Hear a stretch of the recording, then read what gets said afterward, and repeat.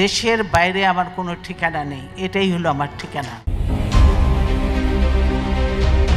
বাংলাদেশের অন্যতম বৃহৎ রাজনৈতিক দল বিএনপি এবার নিজেদের গঠনতন্ত্রে নিয়ে আসছে বড় ধরনের পরিবর্তন।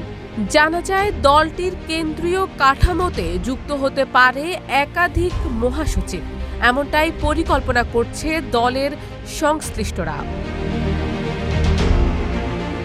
প্রস্তাব অনুযায়ী সাংগঠনিক, আন্তর্জাতিক ও প্রশাসনিক এই ৩ বিভাগে আলাদা মহাসচিব নিয়োগ দেওয়া হতে পারে।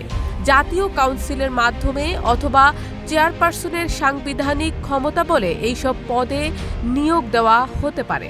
একনল হ্যান্ড ওয়াশ 100% প্যারাবেন ফ্রি, তাই নিরাপদ হাতের জন্য আস্থা রাখুন একনলে। সংশ্লিষ্ট সূত্রগুলো জানিয়েছে বিএনপির সর্বোচ্চ নীতি নির্ধারণী ফোরামে এ নিয়ে আলোচনা করেছেন দলের ভারপ্রাপ্ত চেয়ারম্যান তারেক রহমান। একই সঙ্গে যুক্ত হতে পারে কো চেয়ারম্যান পদ, তবে এটি শুধু দলের জাতীয় সম্মেলন বা জাতীয় কাউন্সিলের মাধ্যমেই হতে পারে। এসব বিষয়ে ইতোমধ্যেই প্রক্রিয়া শুরু হয়েছে। এছাড়াও আগামী জাতীয় নির্বাচনে জয়ী হলে সরকার গঠন প্রক্রিয়া, মন্ত্রিত্ব বণ্টন এবং শরিকদের মূল্যায়ন নিয়েও দলে আলোচনা চলছে। নেতাদের পারফরম্যান্সের ভিত্তিতে মনোনয়ন এবং মন্ত্রিত্ব দেওয়া হবে। ইতোমধ্যে দলীয় হাইকমান্ডের কাছে নেতাদের মূল্যায়ন রিপোর্ট জমা পড়েছে। যাদের বিরুদ্ধে চাঁদাবাজি, আওয়ামী লীগের সঙ্গে আঁতাত বা বেইমানির অভিযোগ রয়েছে তারা মনোনয়ন থেকে বাদ পড়বেন বলে জানা গেছে।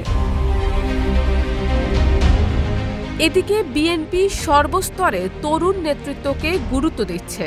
বিভাগ, জেলা, মহানগর, উপজেলা এমনকি ওয়ার্ড পর্যায়ের কমিটিতেও ছাত্রদল, যুবদল থেকে উঠে আসা তরুণদের স্থান দেওয়া হচ্ছে। কেন্দ্রীয় ক্রীড়া বিষয়ক সম্পাদক আমিনুল হককে ঢাকা মহানগর উত্তর বিএনপির আহ্বায়ক এবং রফিকুল আলম মজনুকে দক্ষিণের আহ্বায়ক করে তার প্রতিফলন দেখা যাচ্ছে। শারমিন নিশু, ঢাকা পোস্ট।